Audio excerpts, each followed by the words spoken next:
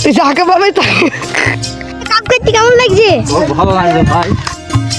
Video মাঠে রয়েছে কাজ করতে কেমন লাগছে? আজকে আপনাদের মাঝে কৃষকদের গ্রামীণ জীবনযাপন তুলে ধরবো, তাই ভিডিওটা শেয়ার করে পুরো ভিডিওটা দেখার অনুরোধ রইল। সুন্দর আমাদের এই প্রকৃতি, যা আমাদের মুগ্ধ করে দেয়। কারণ হচ্ছে আমি এই ভিডিওটা করছি যে পুরো ফিজ ভাইয়ের দেখে, মানে আমাদের বাঁশবেড়িয়ার গর্ব, মানে মেহেরপুর জেলার গর্ব আমাদের ফিজ ভাই। তো সেই ফিজ ভাই কিন্তু এরকম প্রকৃতির ভিডিও করে, তারপর মানুষের গ্রামীণ জীবনযাপন, মানে অনেক কিছু পাহাড়ি অঞ্চলের সব রকম ভিডিও করে বেড়ায়। তো ওই রকম ভিডিও করার জন্য আজকে আমি চলে যাচ্ছি আমাদের নিজ মানে মাঠে বা আমাদের নিজ ফসলে। আমি চাচ্ছি ভিডিওটা সব রকম বানাবো। এই যে মানে যেতে আমি একটা কথা ভাবতে ভাবতে একটা পাটকুটির সাথে হালকা করে আমাদের ফ্যানটা লেগে গেল। তো যাই হোক, আমি মানে চলে যাচ্ছি। মানে আজকের ওয়েদারটাও খুব সুন্দর ছিল। আমি তো ফার্স্টে বললাম যে কৃষকদের জীবনযাপন আজকে আপনাদের মাঝে তুলে ধরবো। তো ফার্স্টে এদিক দিয়ে আমি আর আমরা এই ভিডিওতে দুই ভাই আছি আমরা, তাই ওর আইডির নাম এমডি ইমরান 2.0 প্রথমেই আপনাদের ভিডিও ক্লিপে আছে। তাই আমার ভাইয়ের মাথায় খুব একটু চোট লেগেছিল। ভ্যানটা নামাতে গিয়ে মিজানকে বাঁচাতে গিয়ে ওর চোট লেগেছিল, তাই খুব ব্যথা হয়েছে। আর এই ব্লগটা আমিও আছি, ও আছে। তো চলুন শুনে নেওয়া যাক, যারা মাঠে অক্লান্ত মানে পরিশ্রম করে মানে পরিবারের জন্য ভাত উপার্জন করে বা চাল উপার্জন করে, তাদের কাছে একটু মানে অনুভূতিটা জানা হোক। আর এই অনুভূতিটা আমি সব রকমই নিব, আমার আব্বুকে, তারপরে আমার মির্জাব্বাকে, সবাইকে মিলে আমি অনুভূতিটা শেয়ার করলাম। তো দেখতে থাকুন। মাঠে রয়েছে কাজ করতে কেমন লাগছে? খুব ভালো লাগছে। ভালো লাগছে না? মেজর বেতরে পাট কাটতে কেমন লাগছে রোদে? হ্যাঁ লাগছে। ভালোই লাগছে। রোদ পড়ছে না, রোদ অল্প পড়ছে না, আরামই লাগছে। আরাম লাগছে। তো যাই হোক, এই ব্লগে থাকছে আমি আর আমার ছোট ভাইটা। তো ছোট ভাইটাকে সবার সাথে অনুভূতি জানতে দিলাম। গ্রামীণ জীবনযাপনে এরকম কিন্তু ছোট ছোট ছেলেপিলেরা আমাদের এদিকে সবাই গাছে ওঠে, হ্যান ত্যান সব রকম ট্যালেন্ট আছে। ভাই এত মিষ্টি রোদে পাট বইতে কেমন লাগছে? পাট বইতে? হ্যাঁ পাট বইতে ভালো। ভালো লাগছে। হ্যাঁ তুই যাকে পাবে তাই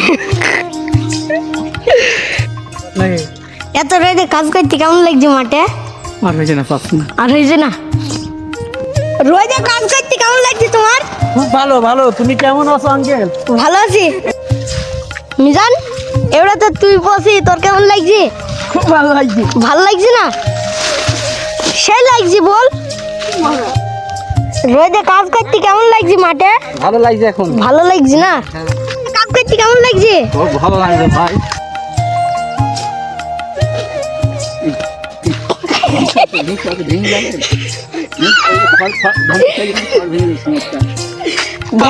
ভ্যান উল্টে দিচ্ছ তো।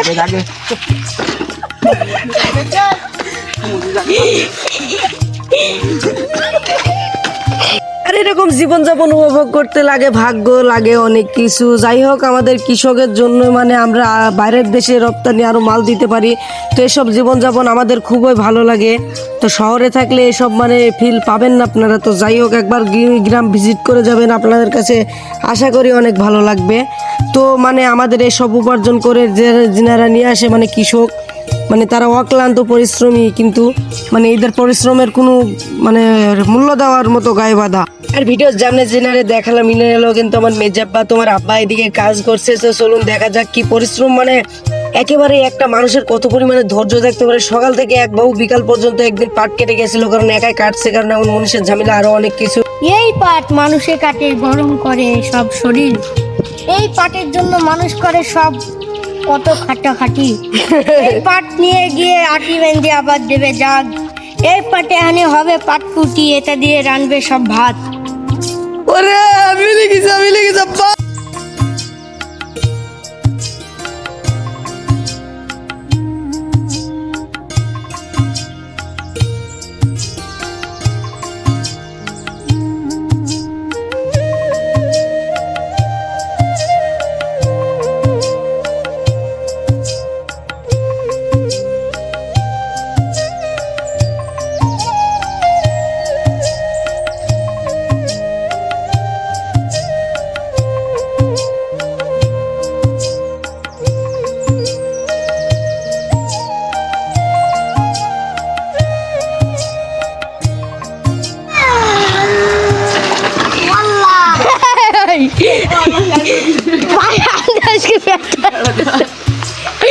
কি বলবো গাইস, আজকে ভ্যান চালাতে পারছে না। যাচ্ছে মানে কি আর বলবো, সম্পূর্ণ ভিডিওটা দেখলে মজা পাবেন। চিলি বাজারে আর এরকম ফিল কিন্তু আমরা নিতে পারি, প্রকৃতির ফিল। আপনারা তো মানে শহরে থাকলে পারবেন না। তো এই ভিডিওটা